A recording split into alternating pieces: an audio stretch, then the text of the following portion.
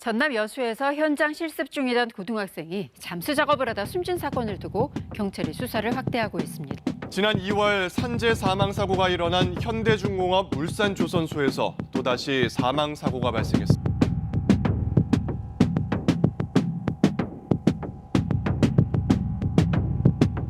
요즘 따라서 뉴스에 누가 일하다가 떨어졌다, 다쳤다 이런 기사들이 많이 나오는 것 같아요. 맞아요. 갑자기 사고가 많아진 건 아니잖아요. 그렇죠. 사고 많아져서가 아니라 아마 언론도 신경을 쓰는 것 같아요. 요즘은 많은 사람들이 누군가 일을 하다가 다치거나 죽거나 아프거나 이러면 안 된다는 생각이 강해졌기 때문인 것 같고, 그래서 중대재해처벌법이 내년 1월 27일부터 시작을 한다고 하더라고요. 중대재해처벌법 사실 많이 들어보긴 했어요. 네네. 중대재해가 발생하면 처벌한다는 건데 중대재해는 뭐고 누굴 처벌한다는 걸까요? 중대재해.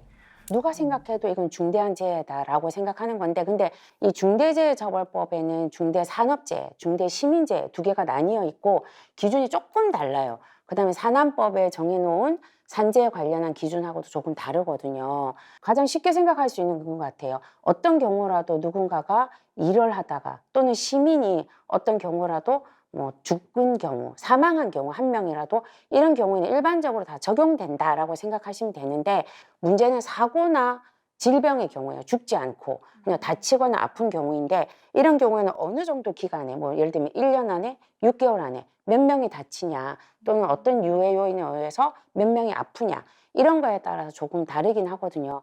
근데 그나마 이 법에 좀 다른 의미라고 생각한다면, 시민재해라고 하는 것에 대해 지금까지 별로 기준이 없었어요. 근데 이 법 때문에 그래도 이런 경우에는 중대시민재해다라고 하는 기준이 마련되긴 했어요. 그러면 네. 일하다가 다치거나 아파서 뭐 산재를 적용받는다고 하더라도 중대재해처벌법에서는 경영자를 처벌할 수 없는 그런 경우도 있는 건가요? 네네, 있어요. 아까 말씀드린 경우에서 약간 뭐 이어서 생각해 보면, 만약에 이제 사망한 경우는 당연히 산재도 될 것이고 그다음에 중대재해도 될 거잖아요. 근데 이런 경우에는 둘 다 되는구나 이럴 수 있는데, 예를 들어 만약에 영화산업 같은 데서 스텝이 뭔가 작업을 하다가 떨어졌어요. 근데 이런 경우에는 웬만하면 다 산재로 적용이 되거든요. 근데 이 중대재해처벌법에 의해서 보면 이거는 적용이 안 될 수 있어요. 아까 얘기한 중대산업재해 기준이 산업법과 좀 다르다고 했잖아요. 이런 기준들이 좀 다른 거죠. 거기에다가 질병의 경우에도 이 법에서는 24가지로 딱 제한시켜 놓고 있거든요. 그래서 만약에 뭐 타투 작업을 하거나 아니면 뭐 무대를 설치할 때 쓰는 화학물질 같은 게 있을 수 있는데, 이게 어떤 성격이 확인되지 않아서 더 위험한 것인데도 그 24가지에 들어가지 않으면 사실은 인정이 안 돼요, 아예. 제일 큰 문제가 사실은 과로사, 특히 우리 방송계 많이 과로사 하기도 하고 하잖아요. 그다음에 직장 갑질도 많잖아요. 이런 경우에 지금 다 산재로 적용이 되거든요. 근데 이 법에 의해서는 적용이 안 되는 경우가 많을 수 있을 거예요, 앞으로. 이게 약간 논란인데요. 만약에 그렇게 됐을 때 산재로는 적용되지만 이 법에 의거해서 처벌을 하지 못하는 거예요. 그럼 예방 효과가 없어지게 되는 거죠. 근데 나머지 다 돼. 다 조건대 되고 다 돼요. 근데 만약에 내가 일한 곳이 5인 미만 사업장이에요. 그럼 아예 안 돼요. 이게 사실은 가장 큰 문제인 거죠. 일하다가 사실 사고 당하거나 뭐 죽거나 사실 그런 일들이 많이 일어나는 게 작은 사업장이잖아요.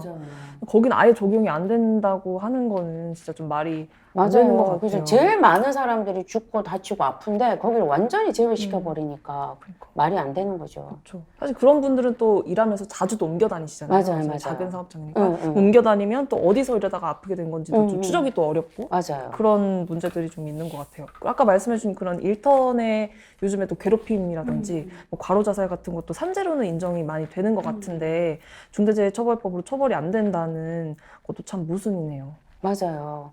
그래서 뭔가 이 중대재해처벌법의 개정이 필요하다라고 얘기하는 가장 첫 번째가, 그렇게 모든 일하는 사람들에게 적용되어야 하는데 그러지 못하고 제외시키고 배제시키는 사람이 많다는 거죠.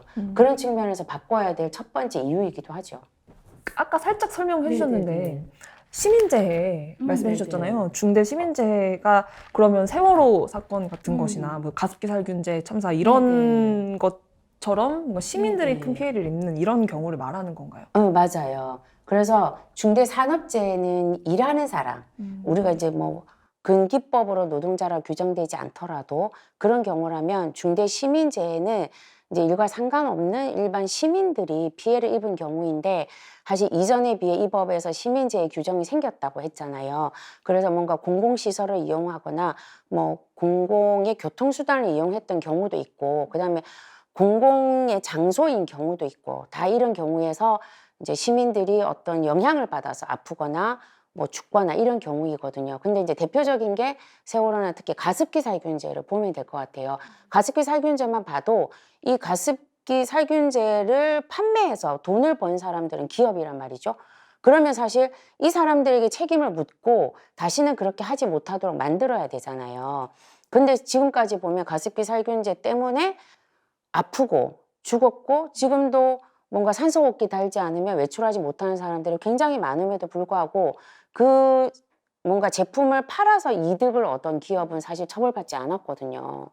그래서 그런 것에 관련해서 처벌을 하자라고 하는 거예요. 그래서 기업이 이익을 얻기 위해서 시민들의 생명과 안전을 뭔가 도외시하지 못하도록 하자는 게 하나 있고, 또 하나는 또 안타까운 것이긴 한데 행정기관들 있잖아요. 뭐 지자체라고도 할 수 있고, 보통 이 법에서는 기관이라고 표현하는데 기관들이 보통 이제 인허가를 많이 내주잖아요. 근데 어떤 관계 때문이든 비리 때문이든 인허가를 잘못 내줘서 사고가 나는 경우가 많아요. 그런 경우에도 처벌하자는 거거든요. 근데 아까 이제 요 얘기는 빠졌었는데 이 공무원들에 대한 처벌 조항이 이번에는 빠졌어요, 아예. 그래서 문제가 있다고는 하지만 그들을 처벌하지는 못하는 상황이에요, 사실. 그렇군요. 그렇게 네. 많이 좀 허점들이 네, 있네요. 네, 맞아요. 최근에 또 그 광주에서 철거 건물 이렇게 붕괴 사고도 하청에 하청을 이렇게 쓰면서 이익을 빼먹었던데, 건물 해체하는 거면 당연히 위에서부터 이제 아래로 이렇게 허물어야 되는데 그렇죠. 중간부터 이제 파놓듯이 작업을 하면 그 이익이 좀 더 나는 비용을 줄일 수 있는 방법이었다고 하더라고요. 맞아요. 여기도 경영 책임자가 처벌을 받는 거겠네요. 받아야 되는 게 상식적으로 맞는 것 같죠. 네, 당연히 그래야 될 것 같은데, 이게 또 자꾸 얘기하다 보니까 허점만 얘기하게 돼서 참 안타깝긴 한데요. 이제 뭐 중대 시민재해 경우로 해당이 돼야 함에도 불구하고 사망을 하셨잖아요. 그럼에도 불구하고 이런 경우는 또 안 돼요. 시민재해의 경우에 약간 몇 가지의 제한 조건이 있어요. 어떤 공공의 교통수단을 이용하냐, 어떤 장소에서 있었냐, 이런 거에 따라 다 다른 거예요. 근데 여기에는 뭔가 이렇게 공공성이라고 보지 않는다라고 보거든요, 이 법에 의해서는. 그러다 보니까 시민재해의 범위가 약간 제한되어 있어요. 그래서 이런 것도 사실 좀 더 바뀌어야 되는 거죠. 많은 시민들이 다니는 길에서 발생하는 일, 이런 것들은 사실 거의 다 뭐 시민재해라고 저희는 봐야 된다고 생각하거든요. 근데 그러지 않는 경우들이 너무 많아서 좀 바꿔내야 될 부분의 하나이죠. 근데 아까 지금까지 계속 어쨌든 중대재해처벌법으로 뭔가 좀 비껴나 있는 그런 사례들을 말씀해 주셨는데, 경영 책임자가 처벌을 받는다고 하셨잖아요. 근데 이게 뭐 다단계든 뭐 원청이 아니든 원청이든 뭐 이런 경우도 있고, 저희 방송 작가들처럼 프리랜서인 경우도 있는데, 사실 이 중대산업재해를 입으면 누가 처벌을 받고 누가 예방 조치를 사실 해야 되는 걸까요? 약간 그렇게 불분명한 경우에는. 근데 이 법에 그나마 다행스러운 취지가 일하는 모든 사람이라고 표현되어 있지 않지만 종사자라고 표현되어 있어요. 그래서 일과 관련돼서 그 일을 하고 있는 사람, 그래서 다단계이다, 하청이 하청이다 상관없고, 그 다음에 도급 상관없고, 파견 상관없고, 어떤 방식으로 하던 그 일을 하고 있는 사람들에게는 다 해당이 돼요. 그래서 적용 범위가 좀 넓고 산남법이나 이런 거에 비해서 다행스러운 거죠. 그래서 이런 경우에는 되지만 말씀하신 것처럼 프리랜서이다라고 표현할 때 사실 우리는 노동자라고 얘기를 하잖아요. 근데 이게 만약에 다단계이든 하청이든 아무 상관이 없는데 아예 그런 것도 아닌 그냥 개인 사업자로 완전히 규정돼 버리면 좀 다를 수 있다는 것 하나와, 그다음에 아까 처음 가장 문제라고 얘기했던 5인 미만 사업장의 경우는 다단계 하청도 다 되지만 5인 미만인 경우에는 안 되는 거예요. 그러다 보니까 이런 경우에는 약간 요즘 뭐랄까 가짜 5인 미만 사업장처럼 이런 게 생기기도 하거든요. 그래서 이런 게 약간 문제이지만 그럼에도 불구하고 산안법이나 이런 거에 비해 종사자 모두에게 적용된다. 그다음에 어떤 이름이든 다단계 거부가 상관없다. 이런 게 이제 약간 우리가 적용받을 가능성이 또 많다라고 보시면 될 것 같고, 이런 경우에는 원청에게 책임을 사실 묻게 되어 있어요. 예전에는 원청이 약간 감시하고 뭐 다단계든 뭐든 하청에게 잘하세요라고 얘기하면 됐다라면, 이 법에서는 그것을 지키지 않으면 원청도 똑같이 처벌받고 책임을 져야 한다라고 하는 거죠. 그렇군요. 그 말씀 듣다 보니까 궁금해진 건데 그 산업안전보건법도 있고 산재보상보험법도 있잖아요. 그런데 왜 중대재해처벌법이 더욱 필요한 걸까요? 네. 그렇죠. 근데 중대재해처벌법은 뭔가 보상해주는 법은 아니잖아요. 그래서 가끔 그런 얘기를 할 때가 있어요. 중대재해처벌법이잖아요. 그러니까 여기는 처벌만 하는 법이다. 그래서 가끔 기업들이 뭔가 반대하거든요. 뭐 한국이 처벌이 너무 심하다. 막 그래서 우리 처벌 때문에 기업 운영을 못 하겠어라고 얘기하지만, 사실은 왜 처벌을 하려고 하는가를 봐야 되는 거죠. 예, 처벌을 하려고 하는 건 하나의 방법일 뿐인 거예요. 산재든 뭐 시민재해든 계속 반복되잖아요. 반복되는 걸 막아야 돼요. 근데 이게 왜 반복될까를 봤더니 지금까지 뭔가 산재가 생기거나 이러면 계속 그 원인이 무언가에 상관없이 계속 이것에 대한 책임은 일하고 있는 노동자 또는 직접적으로 그 어떤 사고가 있게 만든 행위자만 처벌을 받았던 거예요. 그러다 보니까 이 모든 것을 결정하는 결정 권한자들은 아무 책임을 안 받은 거죠. 예를 들면 2016년도에 삼성중공업에서 크레인이 2개가 이렇게 서 있다가 충돌해가지고 6명이 돌아가시고 20명이 다친 이런 사고가 있었거든요. 이거는 사실 조선소에서는 거의 없는 일이에요. 크레인이 이렇게 2개가 이렇게 가다가 이렇게 부딪힐 위치에 서로 세우지는 않거든요. 당시에 삼성중공업이 납품해야 되는 배가 있는데 시간이 너무 없었던 거예요. 그래서 1개의 크레인이 서 있는데 너무 시간이 없으니까 삼성중공업에서 결정을 해서 회의를 통해서 좀 겹치긴 하지만 크레인 하나를 더 세우자라고 한 거죠. 그렇게 해서 당시에 시간이 너무 없으니까 5월 1일 노동절에 대부분 다 쉬는데 하청 노동자들이 나와서 작업을 했어요. 그리고 이 작업을 하다가 이 2 크레인이 부딪힌 거예요. 처음부터 이건 2 크레인이 이렇게 세운 것 자체가 사고가 날 가능성이 있는 거잖아요. 그럼 이 책임은 이 결정을 한 삼성중공업의 책임자들이 뭔가 책임을 지고 처벌받아야 되잖아요. 근데 이때 이 처벌을 누가 받았냐면 이 크레인을 운전한 운전원들, 그 다음에 밑에서 상황이 어떻습니다라고 알려줬던 신호수들, 그 다음에 하청 관리자, 이 사람들만 처벌을 받은 거예요. 그러다 보니까 삼성중공업은 앞으로도 필요하면 계속 이렇게 할 거라는 거죠. 그런 측면에서 이 중대재해처벌법은 뭔가 이렇게 작업을 할 수밖에 없도록 만드는 구조를 이렇게 만들고 인원도 이렇게 배치하고 일도 이렇게 시키는 결정권자, 그 다음에 원청, 이들에게 책임을 물어야만 앞으로 이렇게 하지 않는다는 것을 분명히 하고 있는 거죠. 그래서 처벌은 하나의 수단일 수밖에 없다. 그걸 봐달라는 취지예요. 말씀하신 것처럼 뭔가 책임을 지우고 뭐 예방하는 게 중요한데, 그러면 근본적으로 바뀌려면 그런 경영 책임자나 기관을 처벌을 해야 바뀐다고 보시는 거죠? 네, 그렇죠. 그들을 처벌하지 않으니까 계속 반복된다는 게 모든 이전에 있었던 모든 사고나 질병에서 다 확인이 됐던 거예요. 사실 이제 우리가 가장 많이 알고 있는 게 2018년도 12월 10일에 김용현 노동자의 사망 사고잖아요. 아직까지 재판이 1심이 아직까지 진행되고 있거든요. 이 누가 책임져야 하는가에 대해서. 근데 사실 우리가 다 알고 있는 것은 김용현 노동자가 그 일을 하는데 혼자 일했다는 거. 그다음에 당시 현장이 너무 깜깜했다라고 하는 거. 그다음에 이게 기계가 돌아가고 있는 데서 몸을 집어넣어서 이렇게 뭔가 작업을 하고 그걸 사진을 찍어서 원청에 보고도 해야 됐다라고 하는 이 작업 시스템. 그다음에 원청이 아예 작업을 하도록 만들기만 하고 현장에 나와서 보거나 이러진 않았다라고 하는 거. 뭔가 이런 전반의 것 때문에 이 사고가 있었다는 걸 사실 다 알고 있잖아요. 그럼에도 불구하고 지금 재판에서도 보면 원하청 사업주들은 다 우린 책임 없다라고 얘기하거든요. 사람이 죽은 건 맞지만 우리 책임은 아니야라고 얘기해요. 우리가 그런 권한이 있긴 했지만 그 사고는 우리 때문에 난 게 아니야라고 얘기하고 있다는 거죠.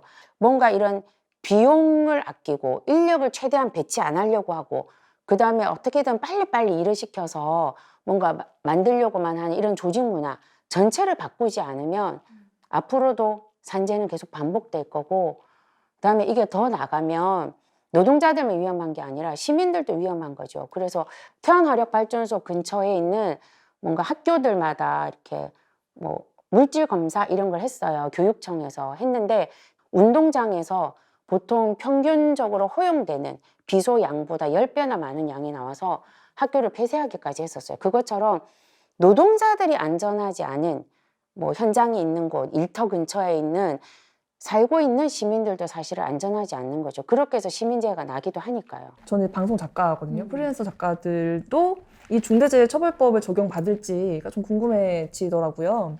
작가들은 그동안 되게 장시간 동안 노동하고 스트레스 지수도 굉장히 많아요. 그래서 불안도 있고 계속 노트북 앞에서 일을 하다 보니까 디스크나 뭐 그런 근골격계 질환에 항상 이제 좀 시달리는데 이런 경우도 이 법에 따라서 방송사가 뭐 처벌받고 우리 노동 환경이 바뀔 수 있는 걸까요? 바뀌었으면 좋겠죠. 당연히 이 법이 뭔가 모든 종사자를 포함하고 있으면 당연히 좀 포함돼야 된다고 생각하는데요. 아까 막 법의 허점 얘기 많이 했잖아요. 그래서 뭔가 어떤 일을 하고 있느냐이기보다 어느 곳에서 어떤 방식으로 일하고 있느냐가 사실 어쩌면 더 중요하겠다 싶은 거예요. 이 법의 허점을 우리가 좀 앞으로 바꾸기도 하고 또 피해가기도 하고 하려면 예를 들면 아까 얘기한 가장 많이 얘기했던 5인 미만 사업장이 아니냐. 이게 사실 중요한 거예요. 그 다음에 아예 뭐 근기법으로 노동자로 규정되냐 아니냐 보다 완전히 프리랜서처럼 진짜 개인 사업자로 규정되냐 아니냐 이게 더 중요한 거죠. 그 다음에 질병의 경우에는 사망이 아닌 경우라면 사실 근골격계 같은 경우 우리 골병이라고 표현하잖아요. 골병은 당연히 반복되는 노동 과정에 생기는 거잖아요.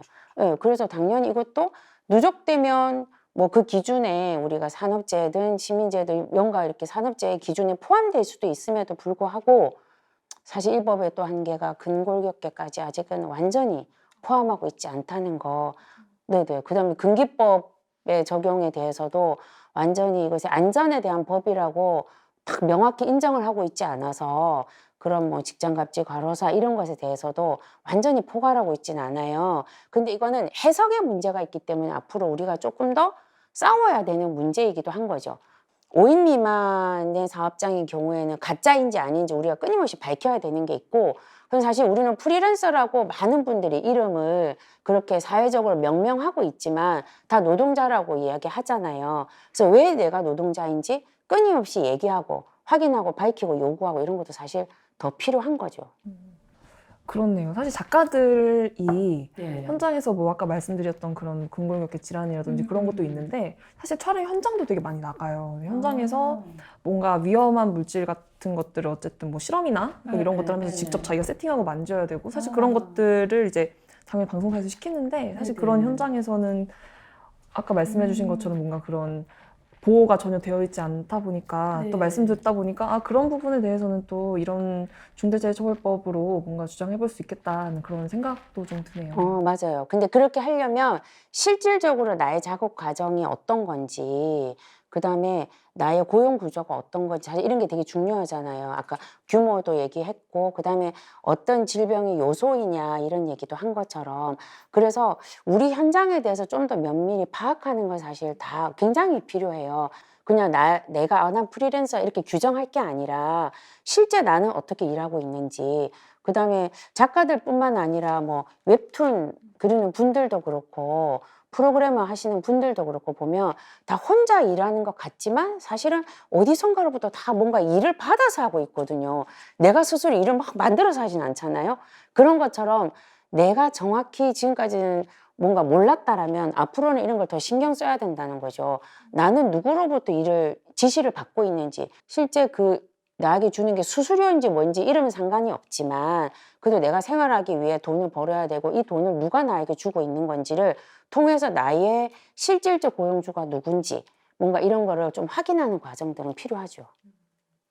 말씀 들어보니까 여러 가지 한계들도 있긴 하지만 어쨌든 이번 중대재해처벌법이 생길 수 있었던 이유는 어쨌든 사회적으로 일하다가 죽지 않게 다치지 않게 하는 그런 공감대가 있었기 때문이었던 것 같아요. 맞아요, 그래서 맞아요. 그 그게 제일 크고 제일 의미가 있는 거죠. 그쵸. 네. 그런 공감대를 우리 모두에게 사실 적용하게 하는 건 또 우리들에게 남아있는 몫인 것도 같고요. 그렇죠. 그래서 법이 개정해야 될 것도 굉장히 많지만 그중 가장 중요한 게 일하는 많은 사람들 모두에게 배제되고 소외되지 않도록 만드는 게 사실 제일 중요하고 거기에 특히 우리 문화예술 노동자들이 다 적용받게 하려면 당장 우리가 해야 되는 첫 번째로 시작해야 될 것이 정말로 있는 것 같아요.